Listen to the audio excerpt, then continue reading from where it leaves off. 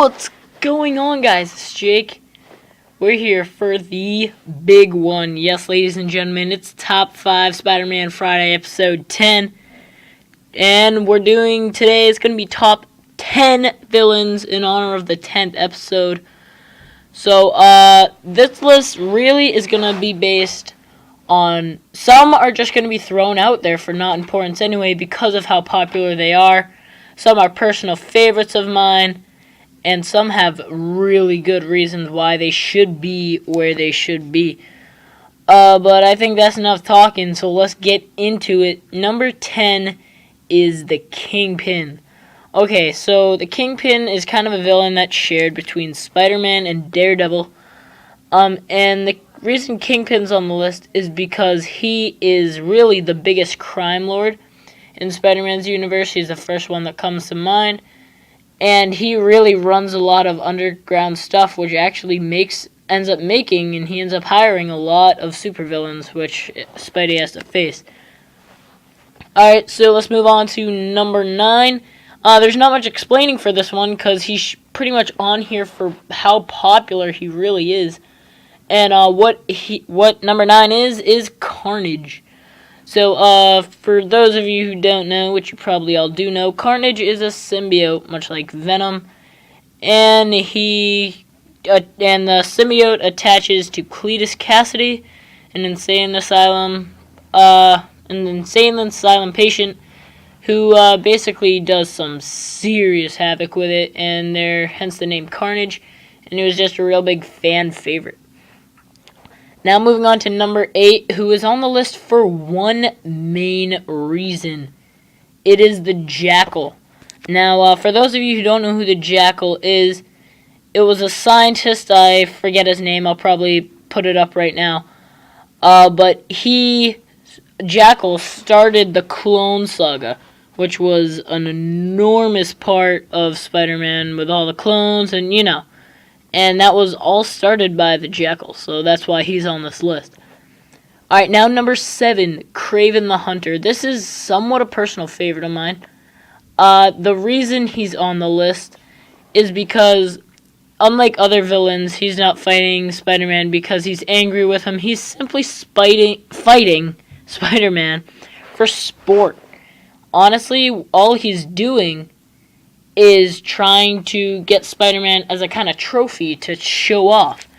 And it's all just a big game to him, and he's so in peak condition that Spider-Man has to fight for his life just to survive this guy who's really just trying to get him for sport. So I always thought that was interesting.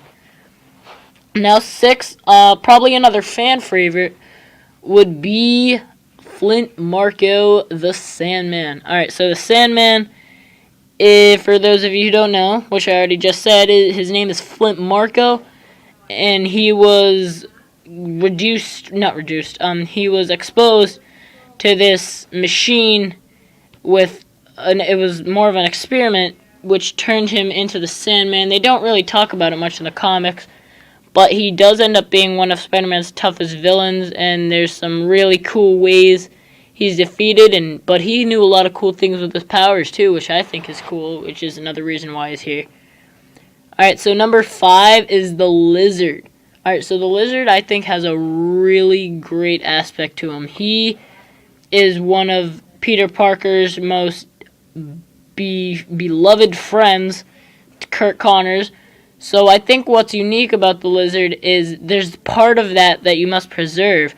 You can't just beat the crap out of the Lizard because you'll be beating the crap out of Kurt Connors, which is a huge friend of Peter Parker, a huge help of Spider-Man, and he's really just a great person that you need to keep around, so you can't risk destroying the Lizard because you might destroy Kurt Connors. Alright, number 4, I'm not a huge fan of him. I like him, but he is the biggest fan favorite of Spider-Man out there. It's Venom. He's the symbiote, and Venom appeared in 1988.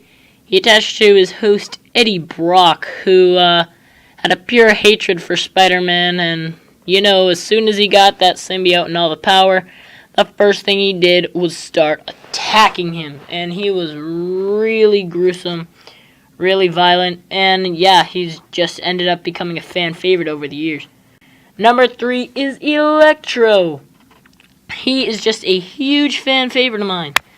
Now, Electro, I think the problem with Electro is so much power. Like, so much power that never gets used. And I think it's a shame that he always ends up working for somebody and not using his powers to his fullest. And I think it'll be real interesting to see him in the upcoming movie. For those of you who don't know, he is going to be the main villain in the Amazing Spider-Man 2, so I can't wait to see that final battle. So, I love Electro. He's really just a personal favorite of mine. Probably my favorite Spider-Man villain, which is why he's on this list, because it is my list too. So, yeah. Alright, these are the big 2. I'm sure you guys know what they are. The question is, who am I going to put in front of the other? Number 2 is Dr. Octopus. Okay, so now you obviously all know who number 1 is, but if you don't, which you probably should, I'll just save that for the next couple minutes. But Doc Ock, why is he on this list? I think because he is almost the alter ego of Spider-Man. Because, like Peter Parker, Otto Octavius grew up with a rough life, and when he got this power, even though it somewhat controls him, he chose to go the wrong path and use his power for evil. So I really think he's an alter ego. And for those of you who don't know, he plays an enormous role in the death of Spider-Man. For those of you who don't know about issue 700 when Peter Parker dies, well, Doc Ock lives on in Peter's body to become the superior Spider-Man, which I'm not a fan of, but it's definitely a huge part in Spider-Man, I mean, no doubt. And the fact that Doc Ock was the person that did that is a huge asset. So that's why he's on this list. He just shows so much importance. Alright, number 1 is the Green Goblin. You all expected that. Why is he on the top? Now, a lot of people would say, oh, he's the most known, he's the most famous. No. Here's why he's at the top. He knows who Peter Parker is. He knows that Spider-Man is Peter Parker, and he uses that to its fullest, like a real corrupt villain would. What he does, he kills Gwen Stacy. That is Peter's first love, and he kills Gwen Stacy. I cannot stress how much that turns Spider-Man into what he is. It's the second closest thing to turning Spider-Man into what he is, except the burglar killing Uncle Ben. Because it's just a huge part of, it was Spider-Man's fault, in a sense, because his identity was known, that's why Gwen was killed. And I think Peter kind of takes blame for that, and really just, from that point on, does whatever it takes to not let it happen again. So the Green Goblin is a huge part of what turns Spider-Man into Spider-Man. So that is my list, guys. That's the official top 10 episode. It's the 10th top 5, but it's a top 10 because it's the 10th. So we'll return the top 5 next week. Be sure to check it out. I'm not really entirely sure what it's going to be yet, so be sure to check it out once it's uploaded. That'll be next Friday. Thanks for watching my video, guys. Subscribe for more Spider-Man Top 5 Friday. Every Friday. Leave a list in the comments of what your top 10 villains are.